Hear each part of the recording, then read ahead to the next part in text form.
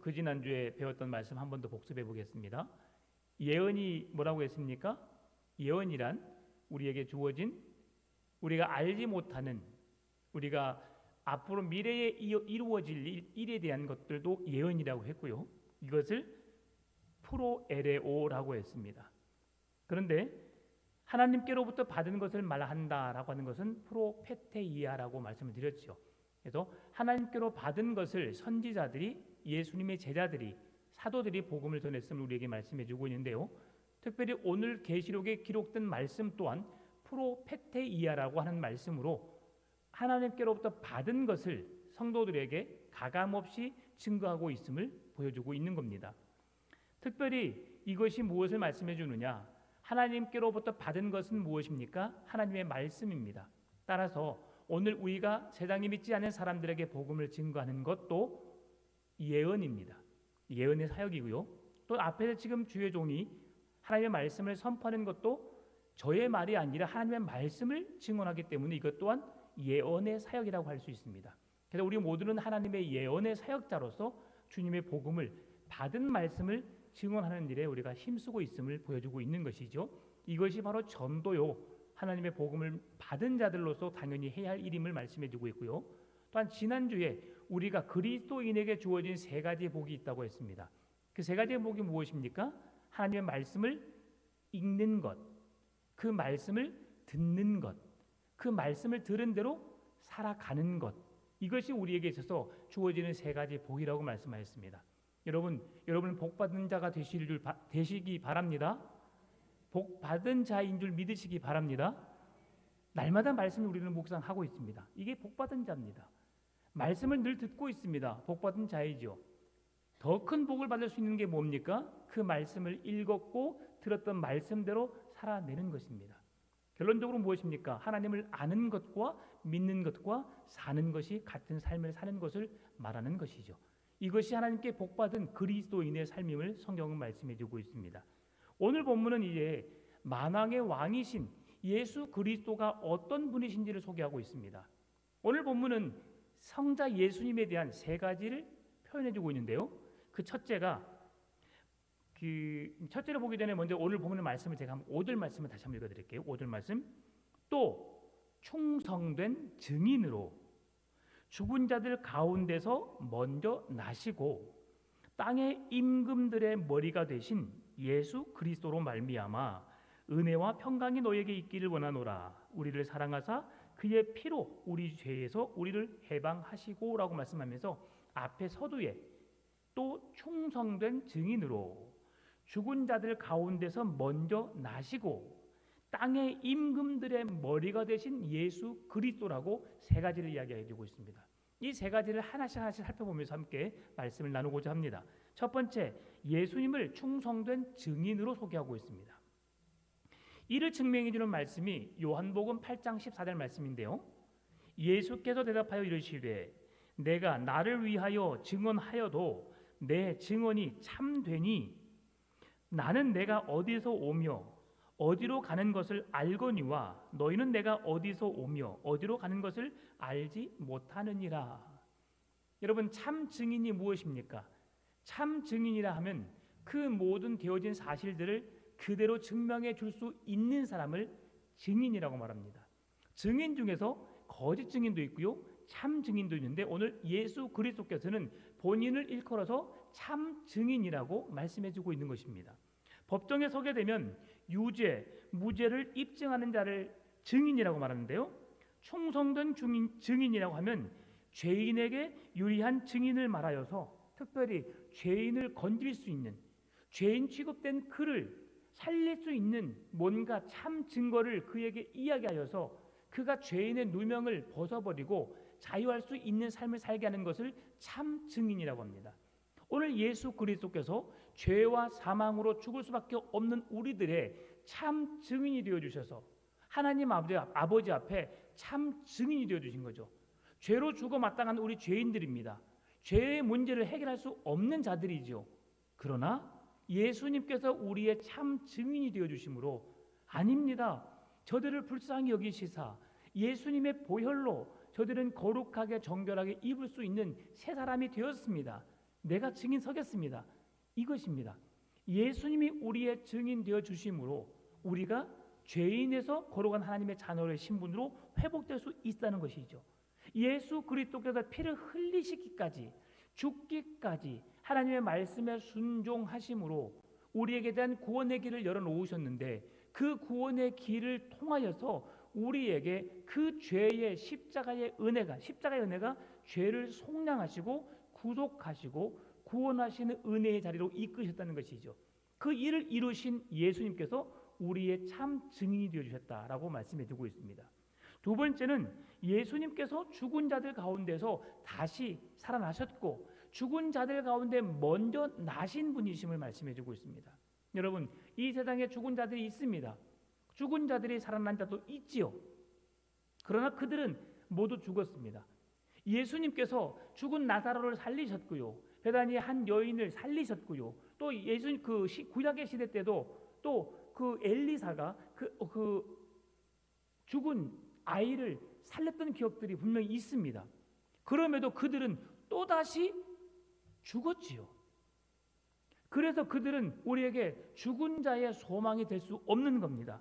그런데 우리 예수님께서는 죽은 자의 부활의 참 소망이 되신 분이라고 우리에게 말씀해 주는데, 이를 증명해 주는 말씀이 골로새서 1장 15절 말씀입니다.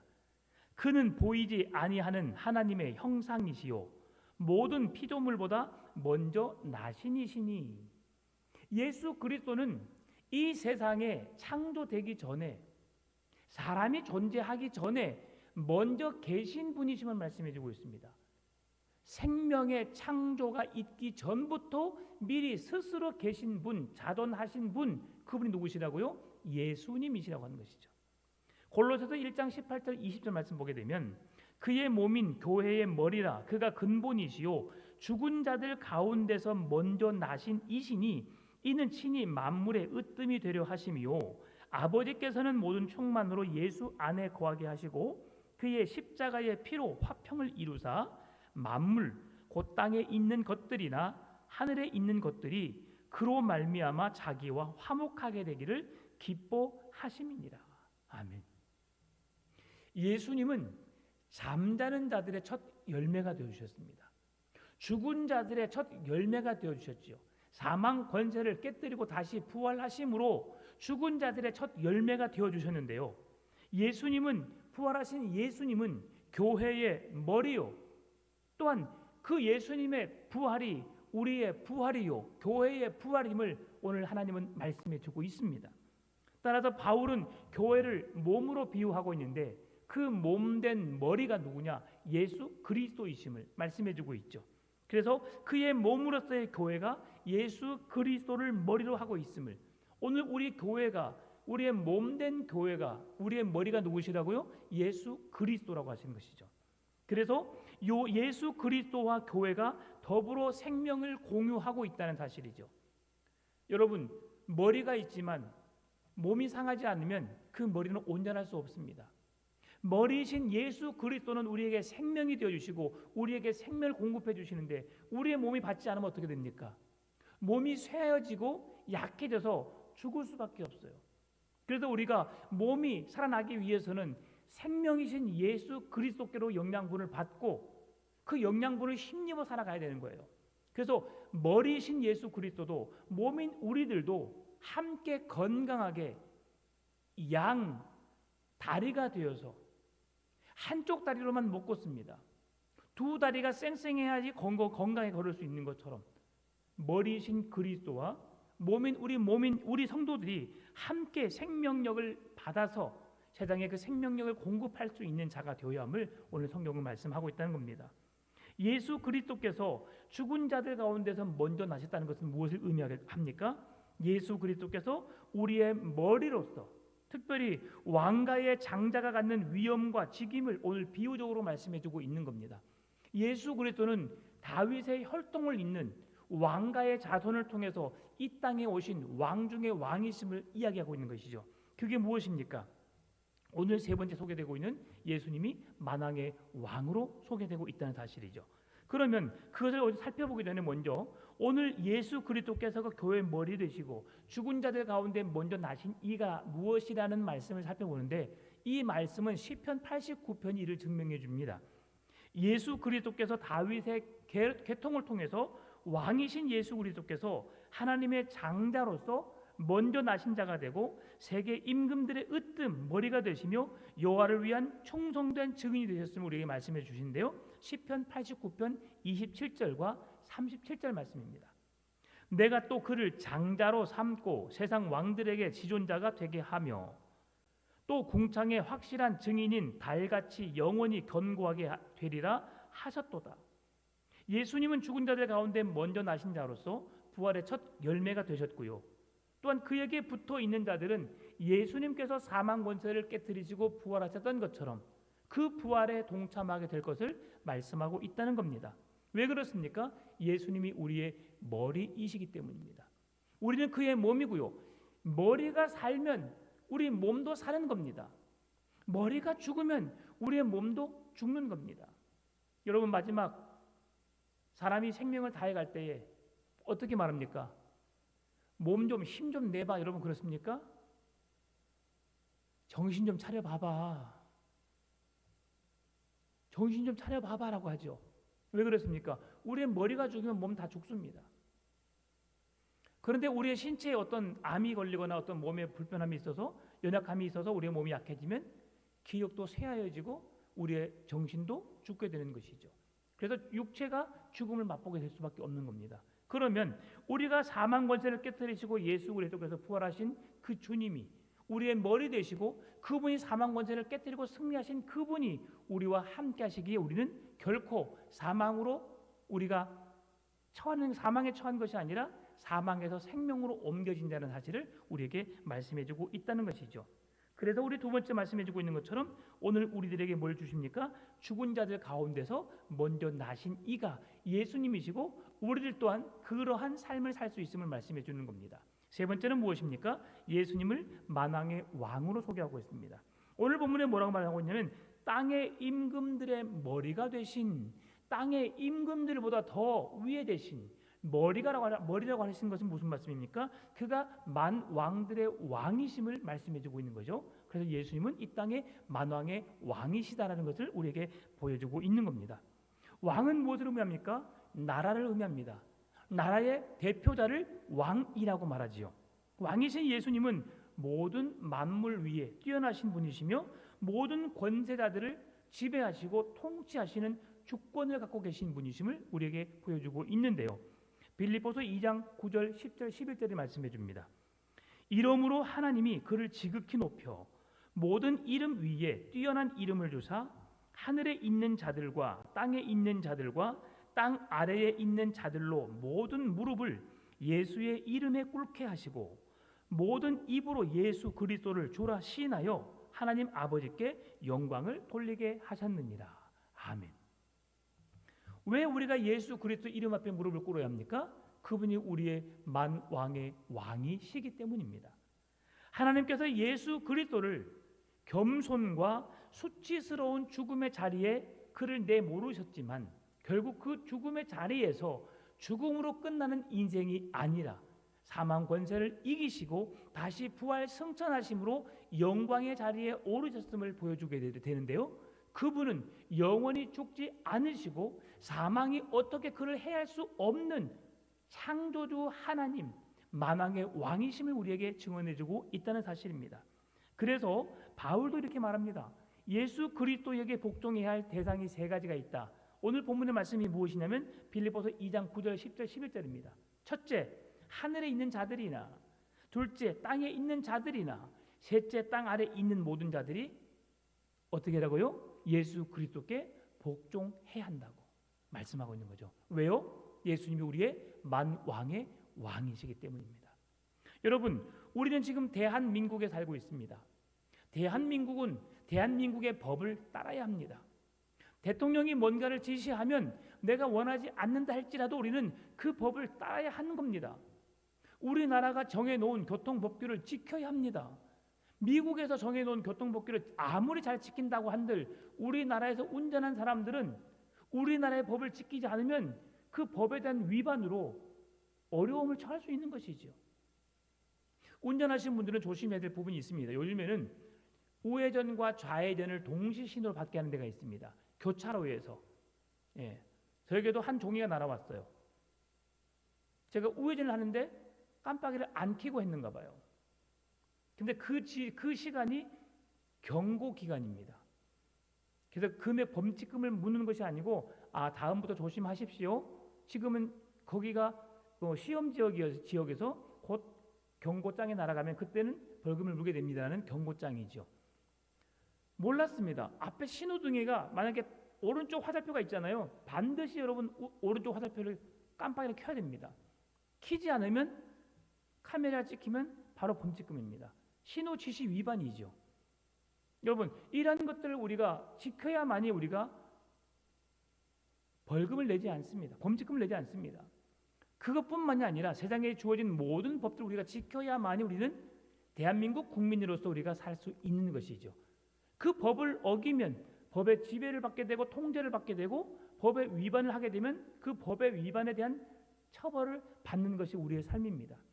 하나님 나라 거룩한 백성으로서 우리가 그 법을 지켜야 하는 것은 당연한 것이고요.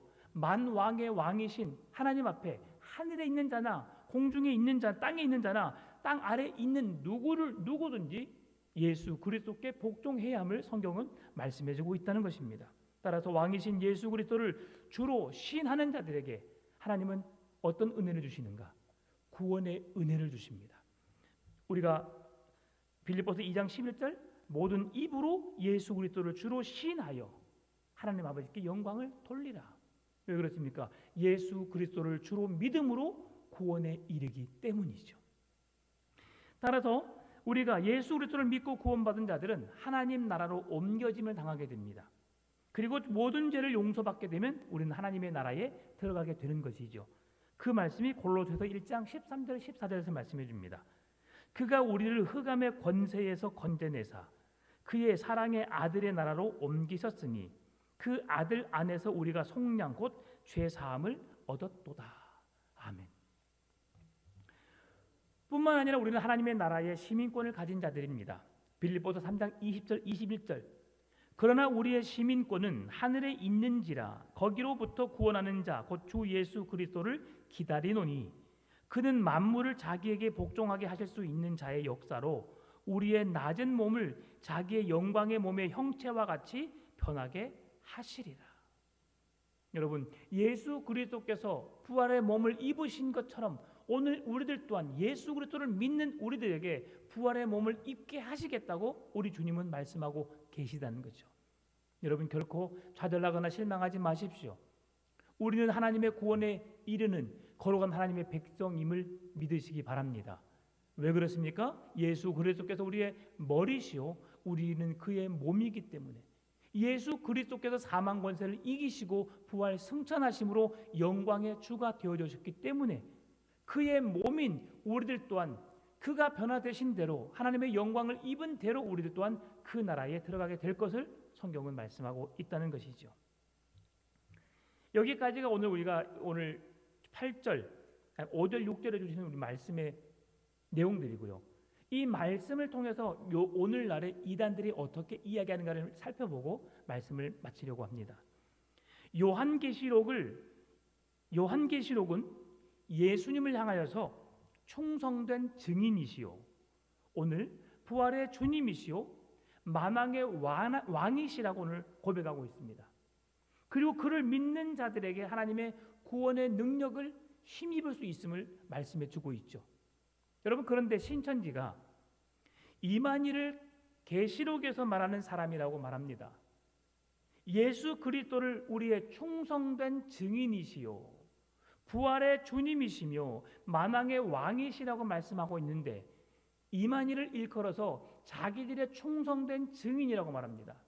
그래서 이만희의 이름을 계시록에서 말하는 충성된 증인을 본따서 이만희 이름을 어떻게 만들었냐면요 충진이라고 만들었습니다. 이만희라는 이름을 이충진이라는 이름을 갖고 있어요. 충성된 증인. 그럴싸하지요. 근데 여러분 우리 오늘 예수님을 세 가지로 이야기했잖아요. 첫 번째로는 예수님을 충성된 증인이라고 말씀했죠. 그래 두 번째는 뭘 말씀해주고 있습니까? 죽은 자들 가운데 먼저 나신 자. 이게 무슨 말씀이에요? 부활하신 우리의 주님이심을 말씀해주고 있어요. 예수님은 사망 권세를 깨뜨리고 죽은 자들에게서 먼저 나신 자, 부활의 주님이 되어주셨습니다. 이만희가 충성된 증인인가요? 성경을 왜곡하여 말하고 있고요. 성경을 제대로 이해를 시키지 못하기 때문에 그는 충성된 증인이 할 수 없습니다. 그리고 오히려 예수님이 아닌 자기가 구원자라고 하나님 보내신 메시아라고 그가 그렇게 이야기하고 있기 때문에 그렇게 자기 자신 그렇게 될 수가 없는 거죠. 충성된 증인이 될 수 없는 거죠. 그리고 예수님은 사망 권세를 깨뜨리고 부활의 산 소망이 되어 주셨는데 그는 죽은 지 3일 만에도 아니고 그가 곧 죽게 생겼습니다. 한 7, 8년 전에 전대병원에 입원했을 때 그때 좀 데려가시지 왜 주님이 지금까지 참고 계신지는 모르겠지만 이제 곧 죽습니다. 이만희는 사망 권세를 깨뜨리고 부활하신 주님이 될 수 없습니다. 왜 그렇습니까? 연약한 인간에 불과하기 때문이죠. 여러분이 히브리서 9장 27절에서 한 번 죽는 것은 사람에게 정하신 것이요 그 후에는 심판이 있으리니 이만희는 결코 하나님의 심판을 피할 수 없는 자가 되고요 결국 그는 죽게 되어 있습니다. 장담합니다. 그는 30년 안에 곧 죽습니다. 네. 지금 한 87, 8세 됐거든요. 너무 제가 믿음이 없나요? 20년 안에 네. 결국 죽게 되어 있습니다. 그게 사람입니다. 부활도 안 한 이만희가 자기의 생명도 구할 수 없는 자가 어찌 자기가 충진이 될 수 있냐? 예수님처럼 부활의 능력을 가진 자가 될 수 있느냐? 만왕의 왕이 될 수 있느냐? 결코 될 수 없는 것이죠. 어처구니가 없는 일입니다. 여러분 이단의 미혹에 넘어가지 않기를 바랍니다. 여러분 그런데 순간 잘못하면 넘어갑니다. 오늘날 교회에 대한 불평, 목회자에 대한 불평 이런저런 해결되지 않는 것에 대해서 뭔가를 해결하겠다, 새로운 열심으로 뭔가를 해보겠다라고 생각하시면 여러분 그들에게 코가 낄 수 있어요. 그러니까 여러분 너무 열심을 내지 마십시오.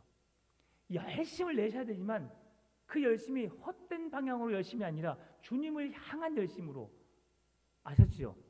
표대를 향하여 주님을 향하여입니다. 우리의 삶은 하나님의 영광을 위하여예요. 누군가를 위해서가 아닙니다. 여러분 구원을 어떻게 받습니까? 어떻게 구원받아요? 예수님을 믿으면 되는 겁니다. 이렇게 쉬운데 여러분 이만희는 어떻게 말하냐면 너 14만 4천 명 구원자가 되기 위해서는 수많은 사람 전도해 와야 돼. 너 지금 여기에 충성스럽게 일해야 돼. 맡은 직임을 잘 감당해야 돼라고 말합니다. 여러분 우리가 주님의 교회를 섬기는 것, 예배하는 것, 봉사하는 것, 전도하는 것은요 내가 받은 바 구원의 은혜의 감사함으로 주어지는 내가 당연히 해야 할 일들입니다. 그 일들을 우리가 이룬다고 구원받는 것이 아니라 구원은 하나님의 선물이고요 하나님이 여러분에게 구원을 주셨습니다. 여러분의 입술의 고백을 통해서 예수 그리스도가 나의 주님 구원자이십니다라고 믿는 자들에겐 구원의 선물을 주신 것이에요. 여러분 구원을 받은 자들입니다. 구원을 받기 위해서 몸부림치지 않아도 됩니다. 그러나 그리스도인들이 구원받은 자로서의 삶에 나타나야 할 것들이 있는 것이죠. 예수 믿는 것처럼 어떤 자가 복이 있다고 했어요? 말씀을 묵상하는 자, 보는 자, 듣는 자, 그리고 그 말씀대로 살아가는 자가 복이 있다고 했어요. 그 세 가지 복이 다 주어질 때에 여러분 하나님의 구원에 동참하게 되는 것입니다. 그래서 우리가 믿음으로 예배하는 것이고 주의 몸된 교회를 섬기는 것이고 열심히 충성 봉사하는 것입니다. 그렇게 믿음으로 승리하시길 바랍니다. 이만희는 절대 구원자가 없습니다. 이만희 뿐이겠습니까?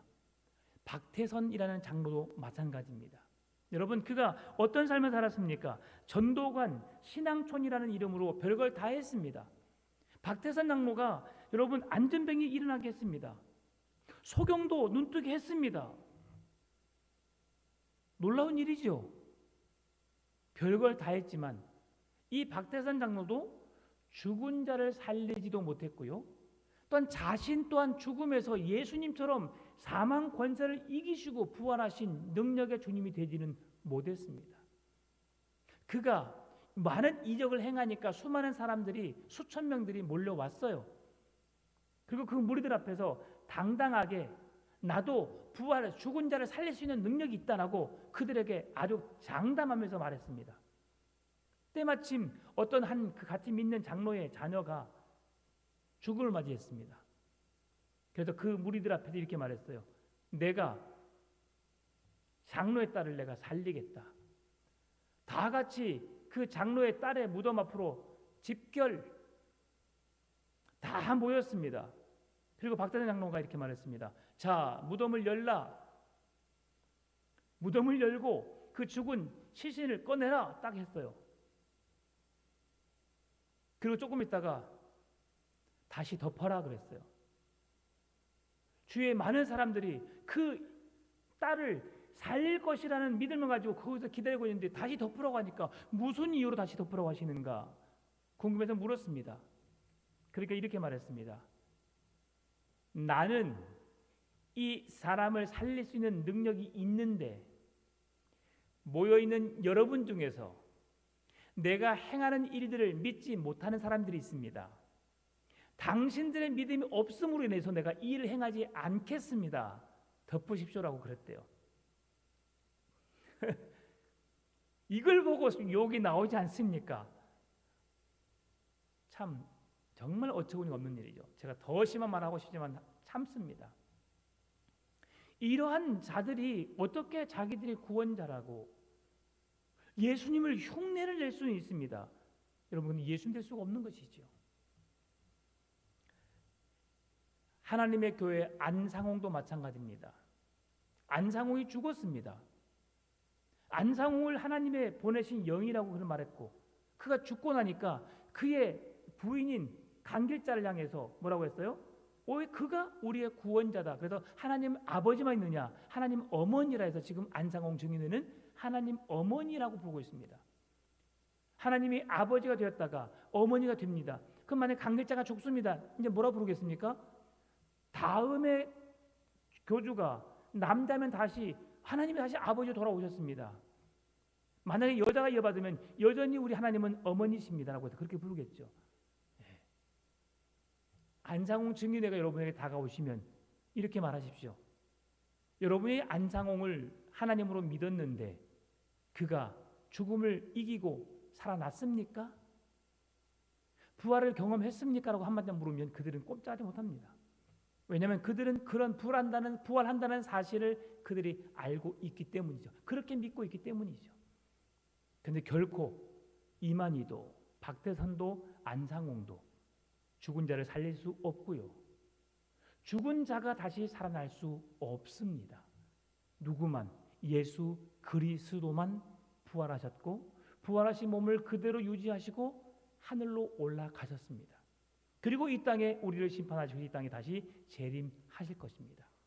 누구에게만 이 능력이 있어요? 예수 그리스도에게만 있어요. 왕이신 하나님께서 오늘 우리에게 이제 6절의 말씀입니다. 6절의 말씀 속에서 이루신 일이 뭐냐? 그의 아버지 하나님을 위하여 우리를 나라와 제사장으로 삼으신 그에게 여기에 핵심이 있습니다. 예수님이 이 땅에 오셔서 우리에게 이루신 사역이 있습니다. 그게 뭐냐면 왕이신 예수님으로 충성된 증인으로 부활하신 주님으로 만왕의 왕으로 오셨지만 그 주님께서 십자가를 통해 이루신 사건이 있습니다. 그것이 바로 뭡니까? 제사장으로 삼으신 그에게 제사장이 무슨 일을 했어요? 구약에 죄 속죄입니다. 우리의 죄가 예수 그리스도의 대제사장이신 예수 그리스도로 말미암아 우리의 추악한 죄가, 더러운 죄가, 사망 권세로부터 해결받을 수 없던 죄가 용서받게 된 것이죠. 이것이 하나님께서 우리에게 주신 놀라운 은혜입니다. 왕이신 하나님께서 성육신 하심으로 낮고 낮은 이 땅에 찾아오셔서 죄인된 우리를 위하여 대신 죽어주신 것이죠. 그의 죽으심은 그냥 죽으심이 아닙니다. 오늘날 우리처럼 열심히 살다가 마지막 생명을 다하여서 죽음을 맞이하는 그 죽음이 아닙니다. 우리를 죄로부터 건져내시기 위해서, 사망으로부터 생명의 자리로 옮겨 놓으시기 위해서, 부활의 산 소망을 우리에게 주시기 위해서 예수님은 사망 권세를 깨뜨리시고 죽음에서 살아나신 겁니다. 그리고 그 죽음에서 사망에서 옮겨짐으로 해서 우리의 모든 죄를 용서하시는 속죄 사역을 이루신 것이죠. 그 속죄는 값을 치르고 샀다는 것을 의미합니다. 값을 치렀다. 어떻게 값을 치렀습니까? 예수 그리스도의 몸을 지불하심으로, 그의 생명의 값을 우리에게 치러 주심으로 우리를 사망에서 생명으로 옮기셨음을 말씀해 주는 겁니다. 바로 예수님께서 자기의 몸으로 값을 치르시고 우리의 죄악을 용서하시기 위해서 그 값을 치러 주셨다는 것입니다. 오늘 본문의 5장 하절 1장 5절 하반절을 보게 되면 우리를 사랑하사 그의 피로 우리를 죄에서 우리를 해방하시고, 우리를 사랑하사 그의 피로 우리 죄에서 우리를 해방하시고, 이게 바로 예수님의 속죄 사역임을, 그리고 6절에서 말씀해주고 있는 그의 아버지 하나님을 위하여 우리를 나라와 제사장으로 삼으신 그에게 영광과 능력이 세세토록 있기를 원하노라. 여기에 주어진 말씀이 신약 성경의 베드로전서 2장 9절입니다. 그럼 같이 읽어볼까요? 그러나 너희는 택하신 족속이요 왕같은 제사장이요 거룩한 나라요 그의 소유가 된 백성이니 이는 너희를 어두운 데서 불러내어 그의 기이한 빛에 들어가게 하신 이에 아름다운 덕을 선포하게 하려 하심이라. 아멘. 예수 그리스도의 십자가의 은혜로 속죄받은 성도는 죄에서 해방된 자를 말합니다. 여러분, 죄에서 해방되셨지요? 죄에서 자유하셨지요? 예수 그리스도의 십자가의 속죄 사역으로 우리가 죄에서 자유케 된 것입니다. 이 속죄의 해방을 경험한 사람이 누굽니까? 이단들의 성도들 아닙니다. 예수 그리스도를 주로 믿는 우리들입니다. 우리들이 죄로부터 해결받은 거룩한 성도가 된 것이죠. 예수 그리스도의 속죄 사역을 믿고 구속받은 사람이 바로 오늘 저와 여러분의 사실 기억하시고, 여러분 14만 4천 명 그 안에 들어야 합니까? 14만 4천 명은 상징적인 숫자입니다. 요한계시록을 보게 되면 요한계시록 14장의 말씀 보게 되면 14만 4천 명의 특징을 이야기합니다. 14장 3절 한번 제가 읽어드리겠습니다. 3절 4절 5절입니다. 그들이 보좌 앞과 내 생물과 장로들 앞에서 새 노래를 부르니 땅에서 속량함을 받은 14만 4천 밖에는 능히 이 노래를 배울 자가 없더라. 이 사람들은 여자와 더불어 더럽히지 아니하고 순결한 자라. 어린 양이 어디로 인도하든지 따라가는 자며 사람 가운데서 속량함을 받아 처음 익은 열매로 하나님과 어린 양에게 속한 자들이니 그 입에 거짓말이 없고 흠이 없는 자들이더라. 아멘. 여기서 주어지는 대표적인 말씀이 뭐냐면요, 속량함을 받은 사람, 구속함을 받은 사람이라고 말하고 있습니다. 여러분, 구속함 받으셨죠? 예수 그리스도의 피로 죄 사함, 구속함을 받았죠. 그 무리를 일컬어 말하는 것이 14만 4천 명입니다. 예수 그리스도의 대속의 피로 말미암아 구속받은 자, 대속받은 자, 속량함을 받은 자들을 일컬어 14만 4천 명의 무리라고 이야기하고 있습니다. 여러분, 14만 4천 명은 현재 구원받은 자의 수를 이야기하는 것 절대 아닙니다. 이만희가 14만 4천 명이 차게 되면 이 땅에 종말이 오게 되고 하나님의 나라가 임한다고 말하였습니다. 그런데 신도들이 지금 기하급수적으로 늘어나가지고 한 해에 10,000명, 20,000명씩 전국적으로 불어나고 있습니다. 엄청난 큰 부흥이죠. 그래서 14만 4천 명이 넘었습니다. 지금은 뭐라고 하는지 아십니까? 14만 4천 명은 열심히 전도하고 열심히 충성하고 열심히 이 교회를 섬기는 자들에게 주어지는 선물이다. 너희를 14만 4천 명이 되기 위해서 노력해라. 14만 4천 명의 무리들의 한 집화당이었던 우리 베드로 집화당, 여러분, 신천지는 주기가 얼마인지 모르겠지만 1년에 한 번씩인가 꼭 시험을 봅니다. 그래서 80점을 못 넘으면 자격 상실이 돼요. 집화장 자격 상실, 아니면 그 자기들이 맡고 있는 모든 구원받은 자 14만 4천 명의 인침받은 자의 수에서 제해집니다. 뭘 못하면요? 시험을 못 보면요. 그 시험이 뭔데요? 자기네들이 만들어 놓은 시험입니다. 그래서 지제섭 집화장, 베드로 집화장이 80점 못 넘겨서 올 봄에 제명됐습니다. 여러분, 그런 집단입니다. 구원도 점수 8점 못 넘으면 제명되는 집단이 신천지입니다. 그뿐입니까? 수많은 사람들이 지금 그렇게 되어왔고 그렇게 교체를 해오면서 그런 자기들이 원하는 방식대로 이끌어가고 있습니다. 그런 집단에 어떻게 구원이 있겠습니까? 14만 4천 명의 무리는 분명 죄사함을 받은 사람이라고 성경은 말씀해주고 있습니다. 그런데 신천지 사람들은 이만희를 믿음으로 구원에 이른다고 말씀해주고 있습니다. 이만희가 그들을 구원으로 이끄는 자라고 말하고 있습니다. 이긴 자라고 말하고 있습니다. 이만희가 이긴 자래요. 이만희가 인받은 자래요. 하나님으로부터 성경을 이해하고 해석할 수 있는 자라고 말하고 있어요. 하나님께로부터 계시를 받은 자라고 말하고 있습니다. 계시를 받은 자가 누구입니까? 누가 계시 받은 자라고 말했어요? 여러분, 계시 받은 자가 특별한 게 아닙니다. 그렇죠? 하나님으로부터 말씀하신 말을 듣고 그 말을 전하는 자가 뭐라고요? 계시 받은 자. 그래서 헬라어 이거 잊지 마십시오. 프로페테이아. 이게 바로 계시 받은 자가 누구냐면 하나님으로부터 말씀을 받은 자라고 하는 뜻입니다. 그래서 이 단어를 절대 잊지 마십시오. 하나님의 계시를 받아서 그 말씀을 받고 그 말씀으로 믿음을 갖고 그 말씀을 증거하는 자가 계시받은 자입니다. 그래서 여러분, 오늘 구원받은 성도들만이 하나님의 제사장이 될 수 있습니다. 구원받은 성도들만이 죄에서부터 구속받은 자라는 것을 성경은 분명히 이야기해주고 있습니다. 여러분, 예수님의 구속으로 우리가 제사장이 된 것이죠. 베드로전서 2장 다시 한번 읽어드리겠습니다. 그러나 너희는 택하신 족속이요, 하나님이 너희를 택하신 족속이요, 왕 같은 제사장들이요, 거룩한 나라요, 하나님의 소유가 된 백성이니 이는 너희를 어두운 데서 불러내어 그의 기이한 빛에 들어가게 하신 이의 아름다운 덕을 선포하게 하려 하십니다. 하나님이 여러분을 거룩한 택한 백성이요, 왕 같은 제사장이요, 거룩한 나라요, 하나님의 소유가 되게 하신 이유가 뭐라고요?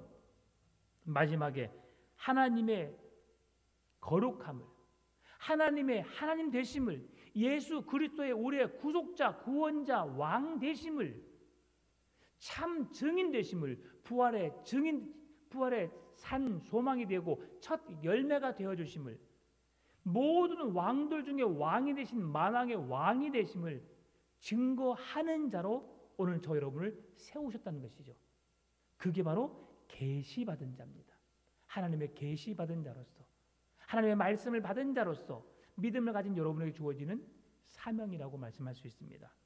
죄인이 구원받고 하나님 나라 성도가 되는 것은 복음을 받는 것 외에 방법이 없습니다. 예수 그리스도 구원자 그 이름을 들어야 합니다. 오늘 우리가 그 사명을 감당해야 합니다. 그 복음을 증언해야만이 그들이 그 복음을 듣고 예수님을 만나게 되는 거거든요. 그래서 끝까지 포기하지 말아야 할 것은 우리가 예수 그리스도의 복음을 증언하는 삶입니다. 예수님의 구속은 나를 위한 것입니다. 나만을 위한 것이 아니라 모든 사람을 위한 것입니다. 그런데 그들에게 주어지는 이유가 무엇입니까? 예수 그리스도를 나의 주님 구원자로 믿고 예수 그리스도의 십자가의 죽음이 내 모든 죄를 속량하셨고 구속하셨고 구원하심을 믿을 때에 그 죽으심이 나에게 구원을 선물해 주는 능력이라는 사실을 여러분 확신하시고 믿으시기 바랍니다. 주님이 오시는 그날까지 예수님은 우리의 참 증인이 되어 주셨고 부활의 산 소망이 되어 주셨고 만왕의 왕으로서 우리를 죄를 구속하시고 속량하시며 하나님의 거룩한 백성으로 승리케 하실 것입니다. 왕 같은 제사장이요, 거룩한 나라요, 주님의 증인된 우리 그리스도인의 우리의 삶 속에 복음으로 주님의 영광을 드러내고 복음으로 세상에 죽어가는 영혼들을 주께로 인도하는 주님의 귀한 사명을 감당해내는 여러분 되시기를 주의 이름으로 축원합니다.